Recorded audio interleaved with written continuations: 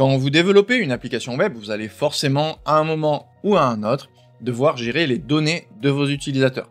Je vais vous expliquer les différents moyens qui sont à votre disposition avec leurs avantages, leurs inconvénients et dans quel cas choisir un plutôt que l'autre.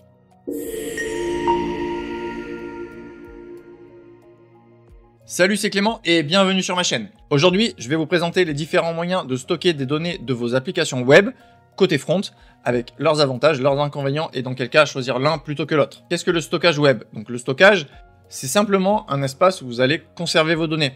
Ça peut être temporaire, pour améliorer l'expérience utilisateur, ou persistant, pour gérer des informations importantes sur le long terme. Le moyen le plus simple qui existe, c'est une variable JavaScript. Mais dès qu'on va avoir besoin de conserver les données d'une session à une autre, ou après un rafraîchissement de la page par exemple, on va devoir utiliser un système de stockage plus adapté. Règle très importante avant de commencer, ne jamais stocker des données sensibles sur le client. Donc tout ce qui est mot de passe, serveur token, ce genre de choses, vous ne les stockez pas sur le client, vous oubliez. Donc voyons ensemble les principales solutions disponibles. On va parler des suivantes: URL, cookie, session storage, local storage et IndexedDB. Je ne vais pas parler de WebSQL parce qu'il est deprecated, de Cache API parce que c'est un petit peu à part, et de la remote database, donc stocké côté serveur parce que c'est pas stocké dans l'application web, donc pour nous on s'en fout pour l'instant. L'URL elle-même peut servir de stockage temporaire en contenant des paramètres qui vont représenter l'état de votre application. Ce qui est bien, c'est que ça survit au rafraîchissement de la page et surtout c'est facile à exporter. Vous copiez-coller, vous pouvez partager le lien.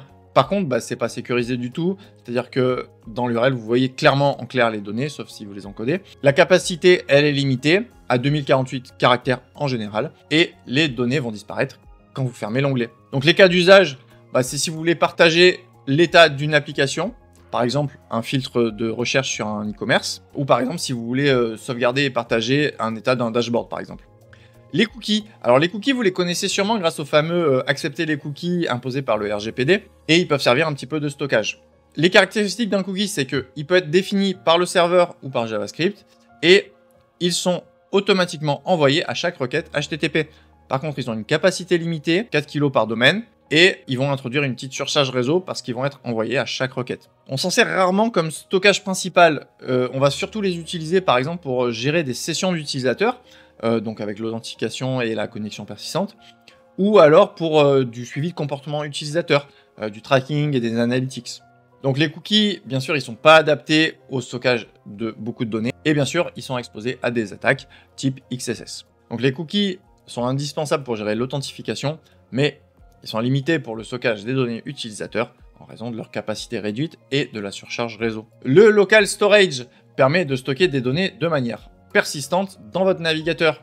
Alors les avantages, c'est que c'est facile à utiliser, ça persiste même après la fermeture du navigateur et c'est accessible depuis n'importe quel script de la même origine. Par contre, ils ont une capacité limitée, donc entre 2,5 et 5 mégas selon le navigateur. Vous pouvez stocker uniquement des chaînes de caractères, c'est pas sécurisé. Dans les cas d'usage, vous pouvez stocker par exemple les préférences utilisateurs, thème sombre, les paramètres, ou faire du mode hors ligne carrément et garder vos données là-dessus. Donc voilà, local storage, simple, pratique. Le session storage fonctionne comme le local storage, mais les données vont disparaître dès que l'onglet ou le navigateur va être fermé. Ils ne sont pas non plus partagés entre les onglets. Donc les avantages, c'est que votre durée de vie, elle est limitée à la session. C'est indépendant entre les onglets, sauf si vous dupliquez l'onglet. Et la capacité va être supérieure au local storage, donc environ 12 mégas. On va l'utiliser généralement pour du stockage temporaire de formulaires ou d'états intermédiaires et des données de session qui ne doivent pas persister après la fermeture du navigateur. Si vous souhaitez stocker des informations temporairement sans vous soucier de leur suppression, le Session Storage, c'est une bonne solution. Alors l'IndexedDB, c'est une véritable base de données transactionnelle dans le navigateur. Elle a une grande capacité de stockage, bien plus que le local storage, et supporte les transactions et l'indexation. Elle va fonctionner aussi de manière asynchrone, ce qui est beaucoup plus performant sur les gros volumes. Par contre, c'est un petit peu plus complexe à utiliser que le local storage. Bon, c'est pas la folie non plus. Je sais aussi que Safari supprime les données au bout de 7 jours d'inactivité et que ça ne fonctionne pas en mode navigation privée. Donc les cas d'usage, c'est si vous avez besoin de stocker beaucoup de données et que ça doit être structuré. Et donc typiquement des applications qui vont vouloir fonctionner hors ligne. L'IndexedDB, c'est la meilleure solution pour stocker beaucoup de données, mais elle va demander un petit peu plus d'efforts en termes d'implémentation. Je vous conseille donc de toujours passer par des API pour avoir donc une couche d'abstraction. J'en profite pour faire une petite parenthèse pour parler des store managers. Il est important de les différencier du stockage. Le stockage, ça va représenter l'espace physique utilisé sur le disque via les API du navigateur. Par contre, les store managers, ce sont des couches logicielles qui vont faciliter les gestions des données stockées. Les store managers permettent de simplifier l'accès aux différentes solutions de stockage et d'appliquer différentes stratégies spécifiques, stockage temporaire ou persistant. Certains frameworks et bibliothèques proposent des abstractions pour gérer ces différents stockages de manière optimisée.